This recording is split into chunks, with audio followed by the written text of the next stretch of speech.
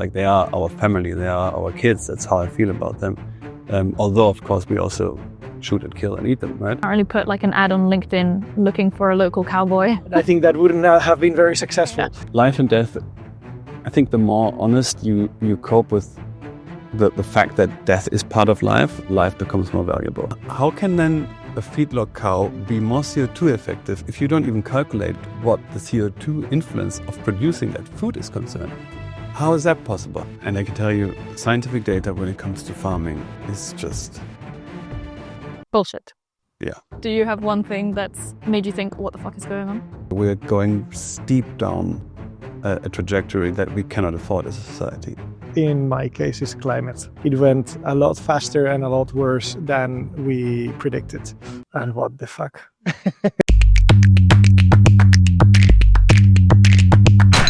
Hi everyone, and welcome to What the Field, an episode where we talk about all different things around our agri-food system.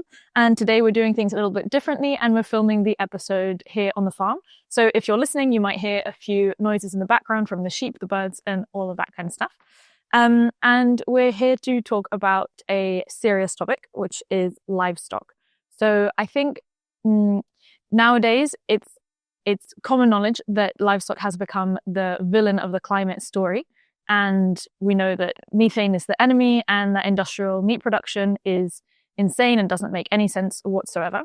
And we're all kind of told to eat more lentils and be careful with this kind of thing. So we wanted to kind of take this narrative back and see if maybe there are some elements to the climate story, including livestock, that we haven't quite understood, and if there are ways to talk about it from a different perspective. So we're going beyond the theory for this today, and we're here with two farmers who are bringing livestock back into their landscapes and their ecosystems. Welcome, both of you. Thank you. Maybe both of you have actually been on the podcast already before, but since this is a bit of a new and different episode, maybe we can give a bit of context to each of your landscapes, because your farm is in Germany, yours in the south of Spain, and I think they work quite differently. So, Alfonso, why don't you just tell us quickly how you're bringing livestock back into your ecosystems? So I started as a hobby with 3 calves that I bought after a strange lunch that I had with a priest that convinced me to buy these 3 calves because they were an endangered species, almost extinct, of the old breed of cows that used to be in our area. And then I bought those 3 and slowly I started getting into it, really liked it. They started breeding to become more and more and more. Then it changed from a hobby to a serious thing. And we also hired a cowboy that could manage that. And now we have about 150 cows and calves moving around the landscape. At the beginning, it was only in our farm, but now they move around a bigger territory. And it is quite a challenging climate because it's very dry, more dry than where cows usually are, at least in Europe.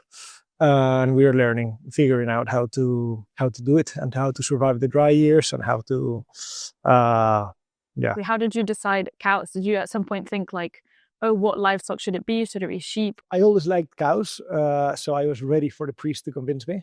But I could give you many reasons of why cows make sense. But to be honest, goats and sheep could also make a lot of sense. I just don't like them so much.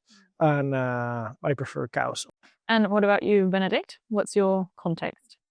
Well, so our farm is in our east of Berlin. And I usually say we are one of the driest areas in Germany and have very sandy soil, which is true. But obviously sitting next to you, we're in a wetland, so to say.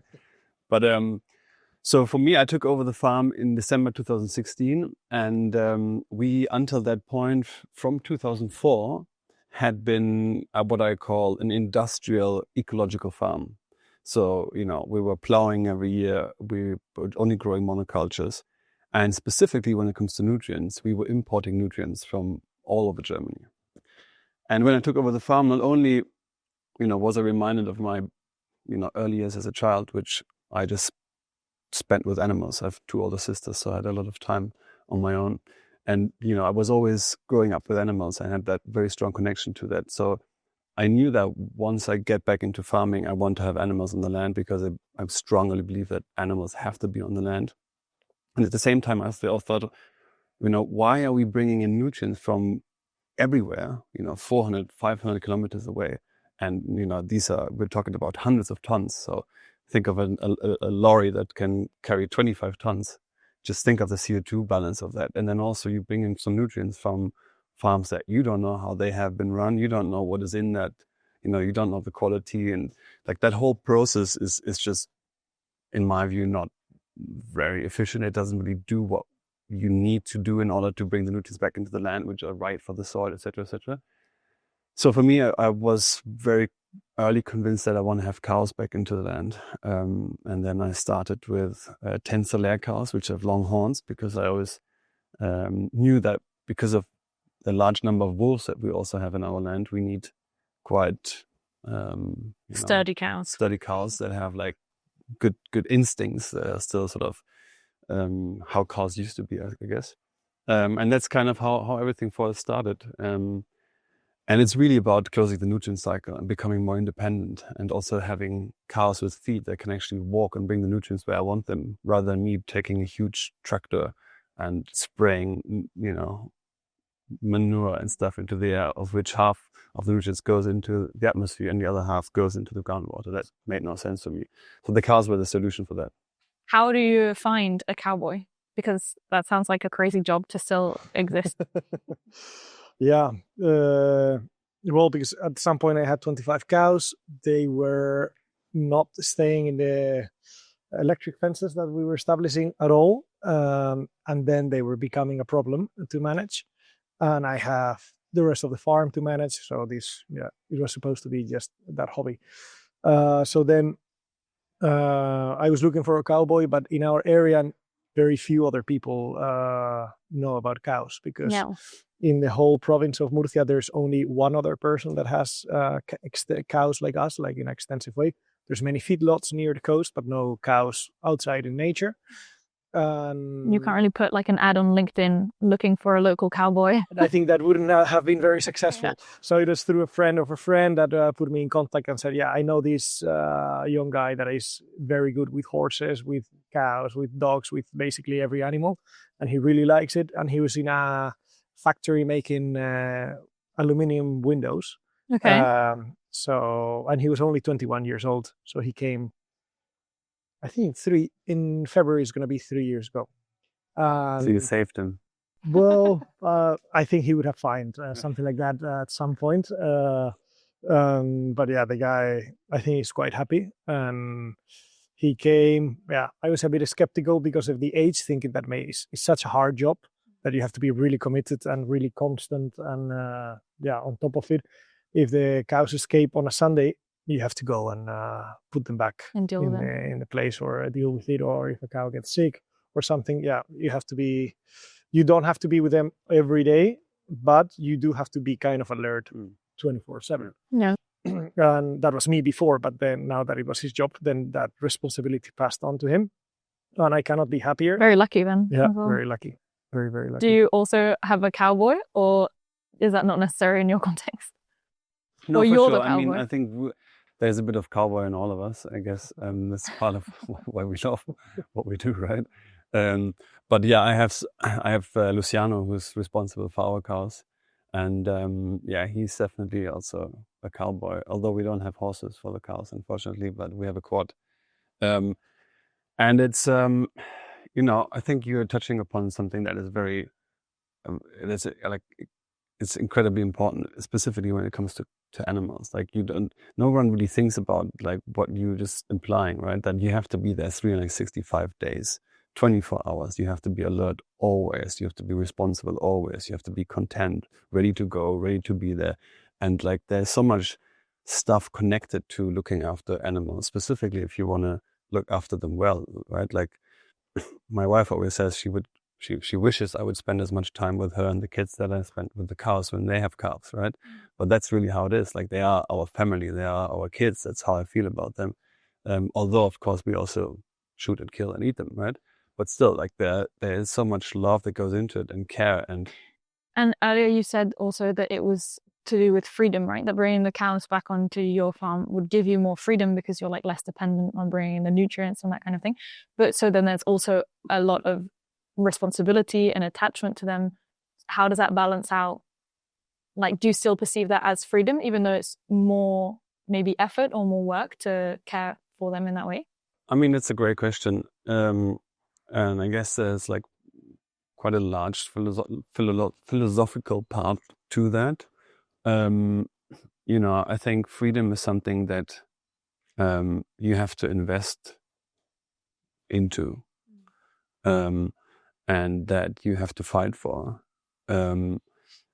And, you know, as far as like, you know, the work ethic and the work amount is concerned with the cows, that is the investment. That is fighting for it, like to do it right. And that means more than just looking after them. That also means making sure you find people who value what you do and invest in the product.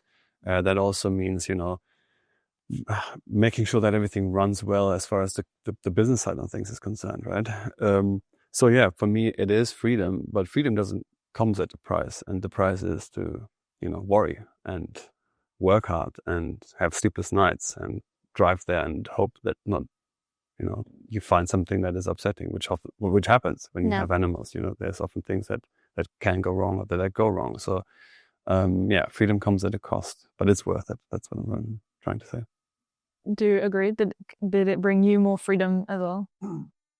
Definitely, at least the feeling of freedom that I get when I'm either with the cows by myself and they are grazing, or also when we're moving them with the horses through different parts, known or unknown. As sometimes we get to a new farm, wow, I've never been here. How, I don't know, beautiful and idyllic that place and that feeling is. I guess that must be freedom. Yeah. Yeah, I mean, there's like there's a saying, happiness is only true when shared. And like this, for instance, I have with my cowboy, Luciano, right? Like when there's like the side of all the hardship and the work, like you have those moments where you come onto like the pasture and like it's a certain time of the day, either in the morning or towards the afternoon, and like the sun is going down, you've got clouds, and come there and you've got like hundreds and hundreds of starlings rising up and just going around the cows, and the cows are just eating there and moving, and it is just an incredible feeling of seeing that and experiencing that, and like the calmness of the cows, the sound of them grabbing grass with their tongue and like ripping it and moving, and you just, it speaks to you on such a deep level, because you know what you see is right, like everything is right, like and when do we have that, right? Like, and it's such a powerful thing to be in that moment, because you're so strongly in that moment, right? Like in this incredibly technological, fast-paced, exponential growth world, if you were then with the cows and you have that sound and, you know, the animals, and yeah, it's priceless. Like I would do it always. Very convincing. And so both of you are kind of working on quite big landscapes. You have quite a lot of space to do this. And I think in regenerative spaces now we talk a lot about livestock integration and how it's like an important tool to regenerate ecosystems faster and stuff like that. But do you think it's accessible really to everyone, or do you think it's more of a thing that like wealthier farmers that have a lot of land that can do that like initial investment and can take more risk, is it only accessible to them?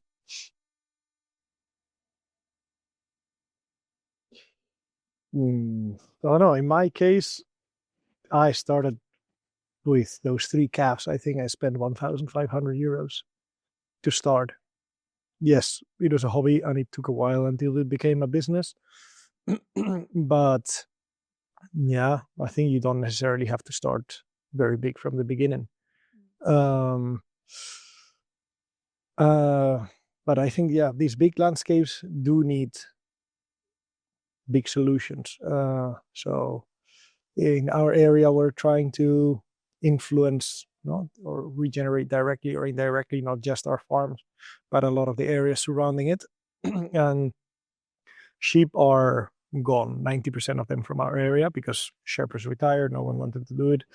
And there's a huge space for other animals to get there. There's wildlife, but yeah, not that could be a tool for regeneration, at least not in a short, medium term for human years. And our area, also, if you just leave it untouched, you don't see really an improvement year after year. I don't say it couldn't regenerate after 100 years untouched, but definitely after 20 years you go there, and many times it actually got worse or more compacted, less, like more empty surface, and definitely less life. Yeah. So it's like accelerating the process. And how, like, maybe aside from the nutrient bringing, so basically like the eating and the shitting, what else are the animals doing on the landscape that's helping this regeneration be so quick? I say in my case, what I see, for example, we have an area for biodiversity is quite a dramatic increase as well. So we started grazing an area that is a wetland from another farm. They have reeds, and until 8 years ago, they would burn it every year. But 8 years ago, then that became forbidden, and they couldn't do it anymore. Then the reeds are 4 meters tall or 5 meters tall. The sheep don't dare to get in. And it was just like that, left out for the last 8 years. And we went in with the cows, and that was a huge amount of biomass. Most of it was dry from previous years, and part of it was green. And they ended up eating all of it. They left the area flat, as if reeds were never there. And we got in touch with the Association of Extensive Grazing, something, I don't remember exactly what it was called in Spanish. And the person that was in charge, he's a biologist, and he's a bird lover and a bird watcher. And then he got into this grazing type because of birds, because he saw how this type of grazing improves a lot the bird population and the bird diversity. And he said that specifically in reeds, which then we saw it this year, because we graze it not this summer, but the summer before for the first time. After the second year, and it starts getting dry matter of the previous years, then the population of birds plummet dramatically. And if you are 4 years without grazing it, there's almost no birds at all inside. So the biggest diversity is when the reeds are 1 year old or 2 years old. After that, it starts going down. And now apparently there's many more birds than before. I don't have the patience or the sensitivity to do that monitoring of the birds and how it changed, but these guys do, and they say, yeah, it's quite a positive one. So I think there are like also two sides to the conversation, or like two parts to it, because I think integrating livestock on farming landscapes makes sense, and like so there are ways to see that happening, like increased biodiversity, better access to nutrients, and all this type of thing. And I think that's like one part of it, and then the other part of it is then making a business out of that and having a meat production business, right? So then killing those animals, butchering them, and feeding and selling the meat. Is it possible to do just one without the other, or does that like not make a lot of sense to you guys? Well, I mean, I guess like, you know, in farming, the answer that is always right is it depends, right? So it always depends on your context. Like, if we think about like where most farmers are, it's they've had years of specializing on one certain production type just to lower the cost as much as you can while trying to increase the yields as much as you can. So they had to invest heavily. They're probably quite in debt, and they're dependent on world market prices, input prices, subsidies, you name it. So when you're in that situation, you're stuck. Like you cannot simply just start adding new business models out of nothing, because you don't really have the capital. You probably don't have the knowledge. You don't have the access to the market. Like there's so many what ifs. There's so many unanswered questions, and there's huge risk that you carry. That I think it is super, super complex to just, you know, start something new. Because if you have a running system, you already have a lot of work. It's not as if you're bored and think, what can I do as like a second business? That's not happening, right? So in that sense, I think if we want to see that transformation that we all think about, for me, it's all about finding ways to capitalize the true values that you can achieve through farming, which of course is biodiversity, which is soil health, which is water infiltration, which is so many other things, also social things, right? And I think if we do that, then we create leeway for farmers to actually get the emotional freedom to think about what can I do, you know, can I get into selling my produce online? Can I, start a market garden? Can I start with animals? Like that we have to create for them. And there has to be so much more than just, the capital. There also has to be education. There has to be a sense of community. There has to be, like, where do we start? The farming situation and the situation of most farmers is incredibly upsetting. That is unfortunately the reality. So I don't know, I can only speak for myself. And I started similarly. Like I bought the first 10 cows in April 2019. I bought another 10 in May 2019. Then I bought another 30 in the beginning of 2020. And that's how I started. Now we have 300 cows. This year I shot 45. Within the next 2 years, we're going to be around 80 to 90 cows that we can shoot per year. And once we reach that, we will hopefully hit, let's say, profit margins. Okay. But that wouldn't have meant that I will have already prepaid all the investment up front. And this, we're talking about like 5, 6, 7 years, right? So to have that much time to build something up while running businesses that might already be, suffering with drought and suffering with late frost or whatever it is, super, super challenging, super, super demanding. And I think you cannot ask that of people. Like there's too much shit they already carry, unfortunately. But does it make sense? Yes, of course it makes sense. It makes absolute sense. But the question is, how do we get there? What do we need for that? And specifically, what do the farmers need to do that? Okay, yeah. So like a big part of the, I think, difficulty around the conversation is also around the killing of the animals, because like we like to see animals on the farm restoring the landscape and regenerating the ecosystems and all of this. And then, so you just said like you'll shoot, or in a few years you'll shoot like 80 or 90 cows a year. First of all, it's then legal for you as a farmer to shoot your own livestock on the farm. And what does that process look like? How do you, like once you've decided you're going to shoot a cow today, what does that look like in practice? Well, so we have one large herd where all the animals are in. And they are completely integrated into the crop rotation. So they are on arable land all year round. We don't even have a stable, right? So in the summer months, they are on very diverse pastures that we move the cows up to 4 times a day. In the winter, they move on arable land where we've just harvested in the summer, and they feed on cover crops and nurse crops. And you're doing that with fencing? So you're moving the herd fence through the side. And so in the summer as well as in the winter, the cows know that when we come there in the morning, the fence will be lifted and they get to the next patch, which is, beautiful. And, so they're looking forward to that. They're already excited about that. And we use exactly that moment in the way how we shoot it, which is Luciano and I approach the cows, he stands at the fence with his back towards the new pasture. And then we look around the cows and they're all like standing like a sort of a half moon structure around us, all facing us because they already know, right? Okay. And there's like this close, right? Like I can touch them if I wanted to. And we predominantly shoot males between the age of 24 and 36 months. And so what we do is we stand there, we chill a bit, we wait, let them calm down. And I look around the herd and see where is one standing. And then I move towards to that specimen or that animal.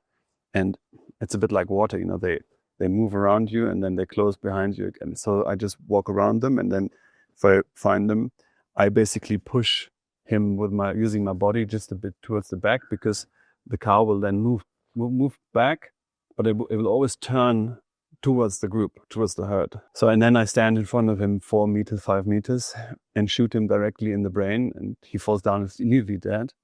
And in that second, Luciano lifts the fence and all the cows go over onto the new pasture. He puts down the fence and that's it. So there's no stress, there's no panic. It's super, super relaxed. It's super, super calm. And I'm super grateful to be able to do that, because it's not normal that you can do it. So yeah, I couldn't be more grateful that I can do it. Wow.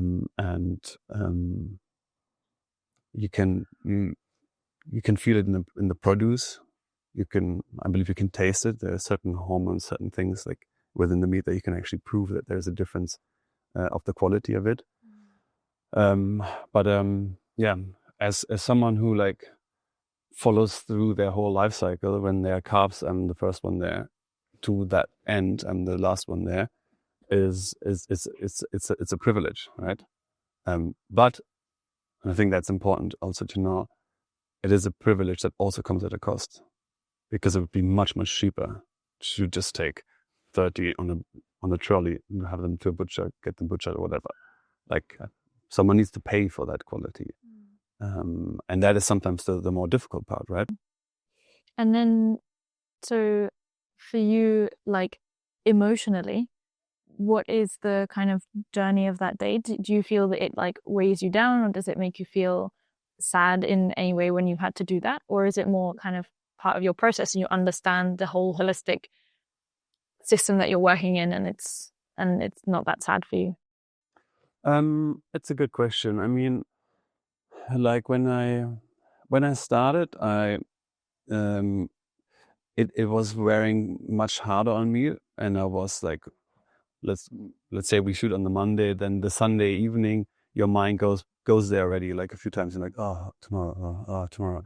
And then you also don't sleep that well, because like you got to be on form, right? You have to shoot well. You have to be sure no one is hurt. Yeah. You have to make sure the animal is dead immediately. Like you just have to have a good day. Like you can't have a day off. That just doesn't work, right? So there's a certain pressure in that, right? Because you want to do your best for the animal, for your team, for anyone involved. Emotionally, I don't know, like, let's say I'm still learning to feel my emotions so strongly. I grew up in a certain way where, when you have an emotion, you just keep on working. So it's still a process. But I don't know how to explain it so well. So, I mean, I can only like say like, I love them, and everything I do is just to make sure they have the most beautiful and happiest and most perfect life that they can possibly have. Like when you're watching a mother being just in the birth process, right?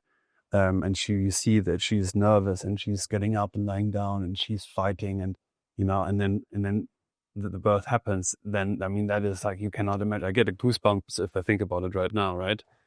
So it's all about gratitude, right? And respect and love. But although I would technically be able to say that, this piece and that piece and that piece has been from this ox I shot on that day, I don't go there. Yeah. Okay. Like, I don't necessarily look, oh, which one is this now? Is this from 2 weeks or 5 weeks ago or 7 weeks ago? But there is animals that sometimes which they are, because like it's a really old cow, for instance, that you had to shoot. And then it's a bit different. Then you do think of that animal while you eat it. Yeah, you cannot help that, right? Yeah. And it is a bit of yeah. I mean, we talk about it. So we like, this was Oma. We had one that was called Oma, right? Which is like grandma. And so we're eating grandma. But it's in a beautiful way, and we tell stories about her. And I tell stories how she arrived with the first 10 that I bought, and I had no ideas of cows, and I wanted to move her, and she put her head down and moved against me like this. Now I got scared like a little and started screaming, and everyone's laughing, and we're still eating. And like, so I think life and death. I think the more honest you cope with the fact that death is part of life becomes more valuable. And so I've learned from this also that if a dear friend has lost someone, a friend or mother, father, whatever, when I was younger, I shied away from asking about that person. I was like, oh, I don't want them to worry about it. I don't want them to go there. Whereas now I'm like, so how was your friend? How was your, tell me about her. What was she like? Tell me a funny story. And I think that's so much more valuable to acknowledge that fact that death is there and life is still beautiful. And talking about it openly and transparently is what will, I think, make people understand also what the process looks like and how we should be choosing what meat we're eating, where it comes from, what life it's had, and all that type of thing. But in in Spain, it's illegal to do that, to shoot your own livestock on your farm. So like you, for example, you don't have this option of doing it in this more stress-free way for the animal. If you could, would you though? I don't know if I have the aim that Benedikt has, so I think I would have to practice that first of all. Do you have to train though? You have to do like a training, no?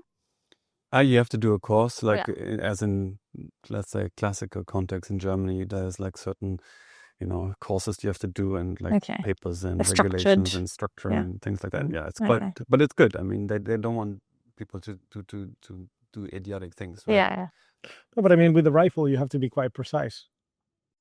Yeah. That's one of the main basic things. I'm so bad with that. I have a really bad, aim. Precision and aim with that. Yeah. Okay. But yeah, maybe I could train that. I would have to think, because while you were talking about it, I was thinking, how could we do it with ours if we would do something like that? I think we would have to change many things probably. Ours are not so used to be for us to be so close to them. They like keeping a bit more their distance, especially if they have young calves. You cannot get close to them the first 2 weeks, only with a very fast horse. Otherwise, you can get injured. And then we have a virtual fencing system. Okay. And when we move them, they don't see us. We can move them from our house or if we are close by. But yeah, we keep moving the fences, not so close to them. With a phone. With an an app. Yeah. Okay. So, yeah, there's one thing that is possible that we still have to find someone that is offering that service, which is a movable slaughterhouse, which is kind of in a truck. And then the theory is that they can come to the farm and then they can butcher 1 or 2 or 3 cows or whatever. On the spot, and they leave the meat with you. So, yeah, but we haven't done that yet. Also because until now we're a few years behind of how Benedikt Bösel still our herd is much smaller, and we are growing it. So all the females we are keeping to grow the herd, and a few males last year. Yeah, what we did, we sold to other people alive that they would get them bigger and sell them. This year we are keeping the males. The idea is to be able to sell them ourselves when they are bigger, but now they are 8 months old. So there's quite a way for that. Yeah. We've done it with very old cows that they couldn't have calves anymore. And in that case, we brought them to the slaughterhouse with a van. Yeah. And in that case, we also did it with 2 bulls, 2 of the first bulls we had, because otherwise there would be too much consanguinity. How do you call it? Yeah.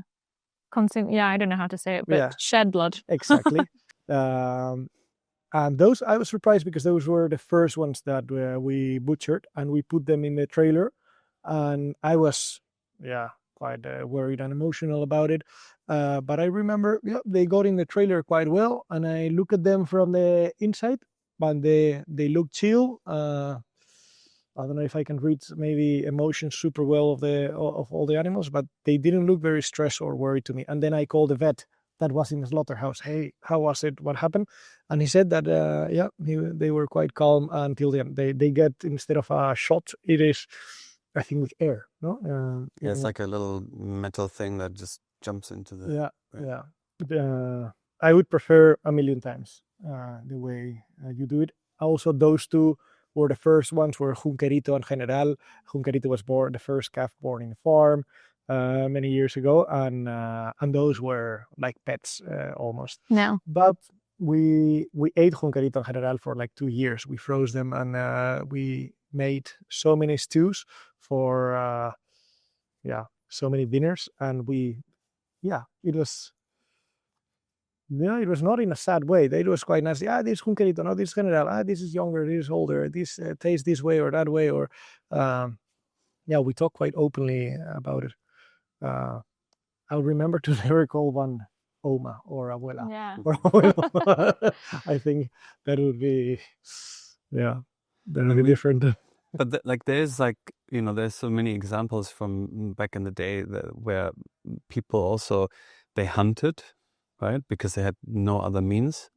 And they would then take, the, how do you call it? Like the horns and put it on the tent or on the wall or whatever. Because they said, look, if I meet the spirit in the afterworld, I want to tell him thank you. That I could like feed my family, and to give you respect to you, I kept your horns just to remember that you gave me that, you let me sacrifice you for feeding my family. So I think there's a lot connection of us, of course, having that interaction with animals, which I can fully understand why many people choose not to do that, right? And I absolutely respect that. For many reasons, because many of us are not as fortunate as we are to treat animals in that way, and to also make sure that they have the best possible death, right? And so, I think, none of us have the solution to, what we have to do in order to get ready for what's coming, right? But there's a space for all of us that have different ideas, different morals, different ethics, from deciding not to eat any meat products, or trying to do our best as we try to do with eating animals and having animals. In the end of the day, I think it's about community, right? Like we all have a power to influence the people who are around us. But I think if it's through positivity, if it's through talking about what you love to do, and less trying to convince everyone who is of a different opinion that your opinion is the one that's only right, and because they have a different opinion, they're the idiot. I don't think that negativity helps. I think if we focus on what we love, we are much faster and much more effective of bringing about the change that we want. Yeah, definitely. But it's interesting because when we had the conversation at crowd farming to see like how everybody felt about opening this door of starting to sell meat and everything. And so we had a debate with like a few people who are vegan, a few vegetarians, and a few people who are more, who also knew more about regenerative farming and including livestock on these farmlands and the benefits it can have. And it's true that when you take like such a specific case like your guys's, you can see the sense that it makes, and there is a justification isn't the right word, but there's a value to it that we can see. But the way that people are consuming meat today is like ridiculous, and the way the whole industry works is like insane and nonsensical.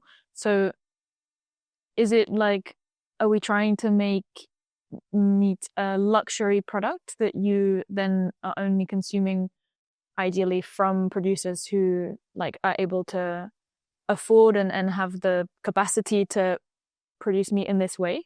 And is that something, does that mean that like most people should be reducing their meat consumption and then only eating meat occasionally that comes from these very specific sources? I mean, I don't believe so strongly in trying to tell people what they should do. Why convince someone to change their habits when that's the habit that they have grown up with and maybe they enjoy, and maybe, I think that's an uphill battle that you can't win.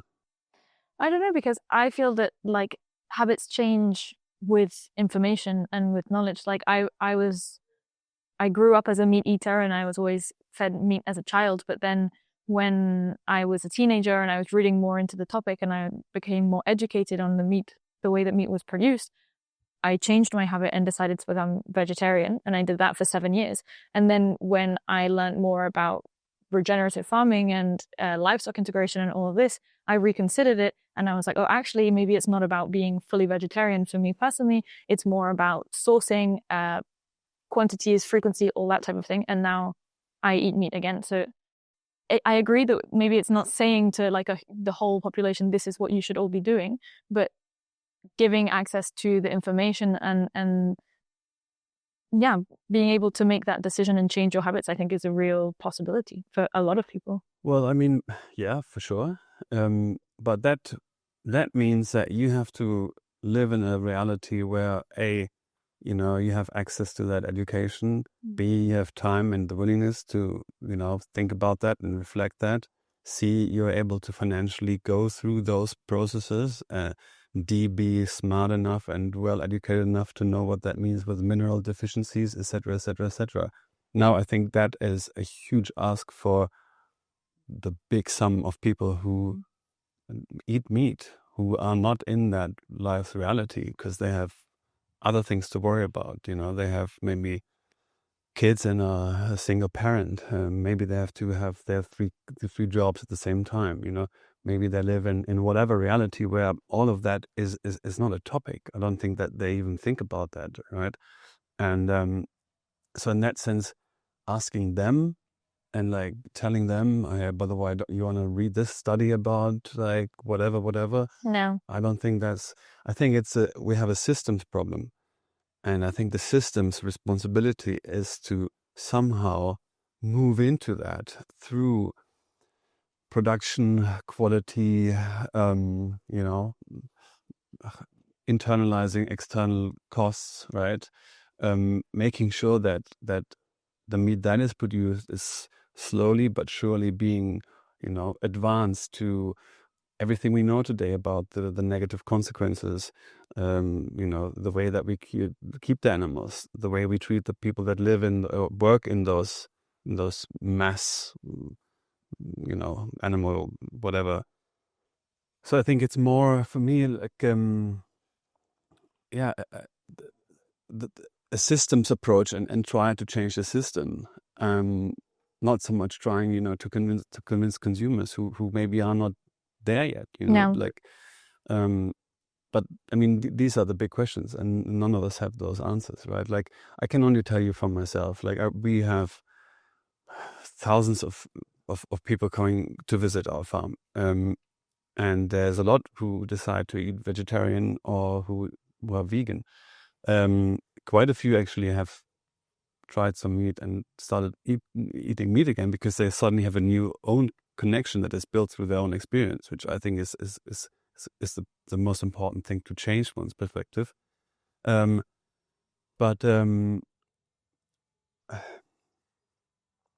the end, I can only influence my immediate small world, which is how I farm, how I am with the animals, how I am with my family, with the people who work with me, the people in our village who I can somehow touch, and I can just try to do the best job that I possibly can. And if I do it well, then everyone is a bit better off, and if I don't do it as well, everyone is a bit worse off. But if I spend my time trying to convince someone who is not ready to be convinced or who doesn't want to be convinced, that is time that goes away from doing the things that I need to be doing well. And in that sense, I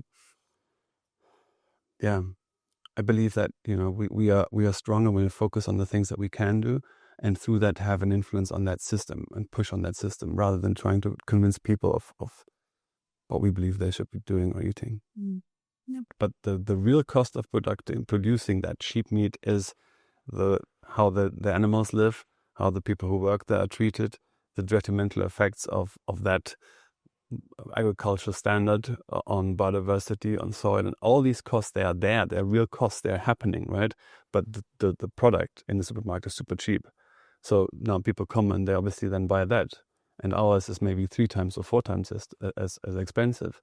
But with ours comes all the benefits, And that's why I'm saying like it's a systems thing. Like we have to change the system. The system is fucked. So I realize I'm confronted with that every day. Even people who are super educated and that they love food, they still say, why is it so expensive? No. And I'm like, well, you compare it to things that I'm shameful to call it even food. Right? It's disgraceful for the animal. And to explain that, to bring that across, to have people also be willing to listen to that, right? That's why I think what we do here also what you guys do with crowd farming is so important, because like you can bring that story across. You know, you have people who do actually care. What is the thing that will catch people to make them take those 25 seconds and think about it? And I think before I came from a more idealistic thing, and it was like, oh, the story of the farmer and like the specific information that they can get on the regenerative practices that they're applying in this new thing, because that's the kind of stuff that maybe I would look at. And I'm realizing more and more that's just not true. Like, people actually don't care that much about, like, no offense, what's about like the farmer's backstory and their childhood and all of this. Like, some of them do, and that's really nice. But most people, especially if you're buying on crowdfunding, when you're buying online, maybe don't have the time or the energy or the interest to go and like look at all of that. So what's catching them, or what we're seeing has the most potential to catch them, is nutrition, right? It has to be about them, about like, is this healthier for me? Will I benefit in terms of my health and my kids' health by choosing this product over another one? And so there's a big part of our work now, which is proving that and showing this health benefit, which is systemic, because you have to explain why, what's happened for the produce that we buy today to have such a decrease in nutrient, like what has happened over the past 50, 60 years for nutrient density to have declined so dramatically, but then also explaining why regenerative practices can reverse that.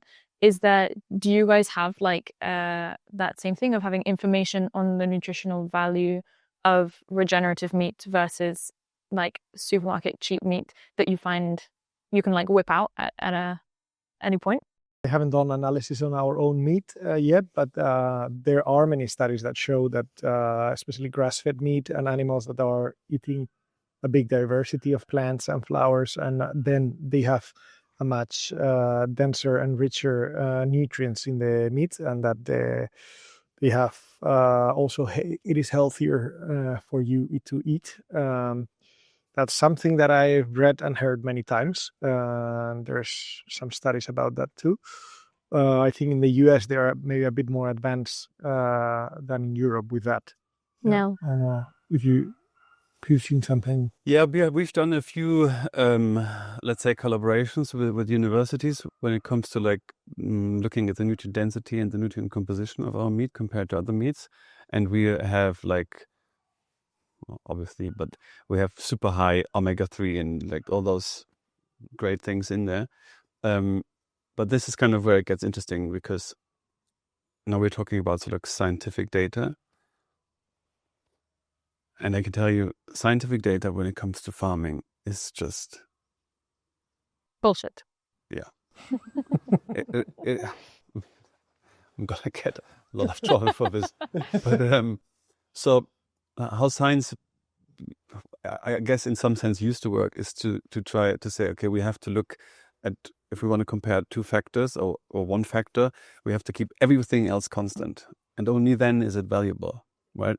Now, that is just not happening in the real world. It's not happening in ecosystems. Like, I always like this, in science, you think 1 + 1 is 2. But in nature and in ecosystems, 1 + 1 is anything, but it's never going to be 2, right?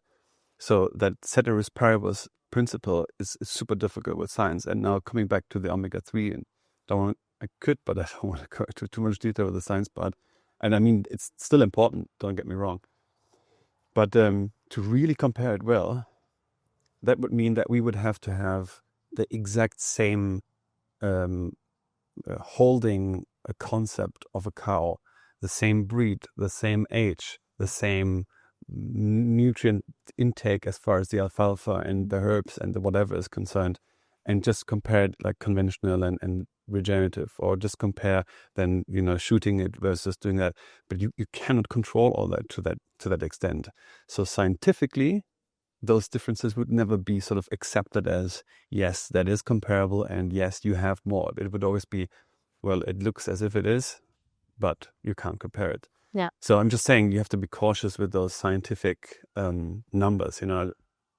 Perfect example is like, what is better, but which has a better CO2 balance?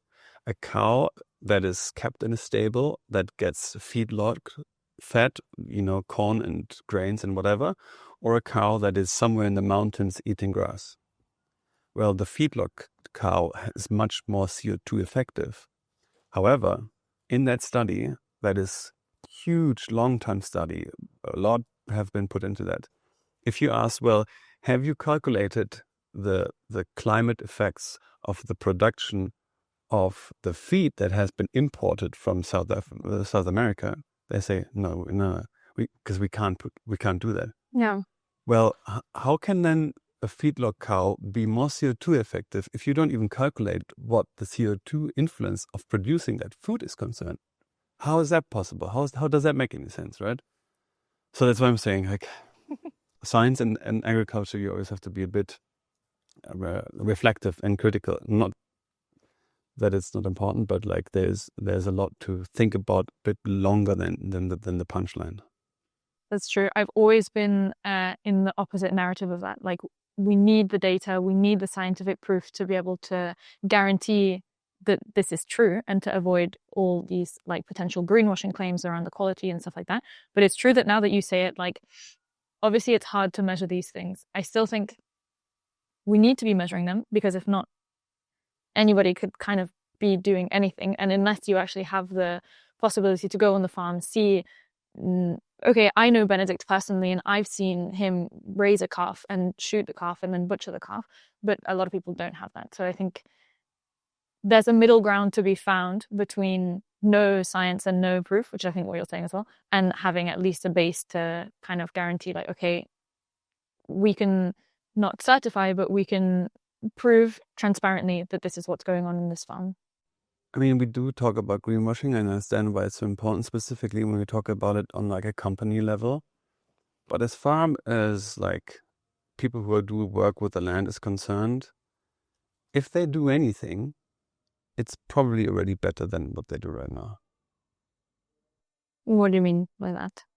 Well, the way that we do it right now, on a high percentage number globally, is already in so many senses detrimental to rural development, biodiversity, health, climate adaptation, equality, all these things. You know, we're going steep down a trajectory that we cannot afford as a society. So if we now find ways, hopefully through capital, to have farmers, you know, do more for biodiversity, do more for water infiltration, do more for whatever it is, even if not 60% or 100% of that money is reaching where it's supposed to be, if 40% is doing it, it's already better than what's happening right now, right? Yeah. So I think we lose so much focus, so much potential, so much also, how should I say, nerve by debating about, is this greenwashing or not, or do this, or we don't know this, so we can't do that. We're not going to solve it. We're not going to find out the answer. We just have to get going. Like, don't waste your time on talking about all this stuff and measuring here and like setting up this framework. Like, fuck all that. Just do it outside. Like, give money to do biodiversity stripe, give money to grow agroforestry. If it's not perfect, whatever, but it's still better than just debating and not doing anything, you know? So I think we have to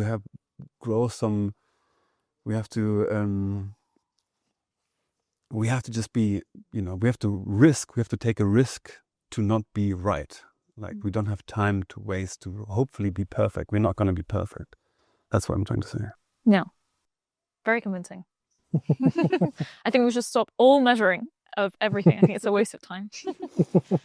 Okay, well, I think it's getting like a little bit chilly outside now. So I have like one question that we wrap up with for this podcast, which is, since we're talking about things that are always so sometimes frustrating, sometimes surprising, we named the podcast What the Field. And is there one thing that you guys find just like particularly what the fuck? Like, when you have this information, you're just like, oh, what the fuck is going on? Positive or negative? I have one for sure, which is, you know, farmers are globally the custodians of our planet, right? It doesn't matter if they're regenerative, ecological, conventional. By a large margin, all of them are doing their very best of what they can. They are providing food, they're providing energy, they're providing all the things everyone wants and everyone cries for in the cities, biodiversity, all these things. They're all doing their best. And for some reason that we can probably talk about, but they have been pushed out of the community. They are disrespected, and they are being looked at as if they are the ones that have caused the problem, and if it's their fault. And that's exactly the opposite of what's true. If we want any of the things that we talked about, as far as transitioning is concerned, biodiversity, treating animals well, the first step is to bring them back into the community and show them love and appreciation for the hard work that they do. That's, for me, what the field. Why do you say they and not we? Well, because it's a good question. I don't feel like that, I don't. I feel as if I'm luckily capable of being in that spot of talking about it, and sitting here talking with you, going to conferences as a farmer. I am one of the very, very few, together with you and maybe a few others, that do that, right? So we get to talk about the frustration of not, being seen as much as we should. And then in that sense, I could never speak for someone else's. I can't speak for other farmers. I can just talk about my own experience in that sense. I think that is what they deserve, though, too, just as much as I deserve it. Absolutely. Okay. Do you have one thing that's made you think, what the fuck is going on? In my case, it's climate. That we started planning and adapting to a situation in which we would have a bit higher temperatures and a bit less rainfall. And what the fuck? That was not the case. No. It went a lot faster and a lot worse than we predicted. So we thought our climate, we are at 1100 meters over sea level, most of the farm. Then in the next 20 years, our climate would look like we are at 600 meters over sea level. But it was completely nothing to do with that. So it has been a lot more unpredictable, warmer, much longer periods of droughts than before, change of rain patterns. So when something like that happens, it is a bit of extra level hard to adapt. No. That's a good one. Okay, great. There we go. Well, thank you so much for coming, guys. I think it's been a great conversation. I have a lot of things to think about, but thank you so much for your time. And I hope you guys aren't too cold sitting out here in the rain. Has it been okay? Wonderful. Great. Okay. Thank you so much. Thanks a lot. Bye. Thanks.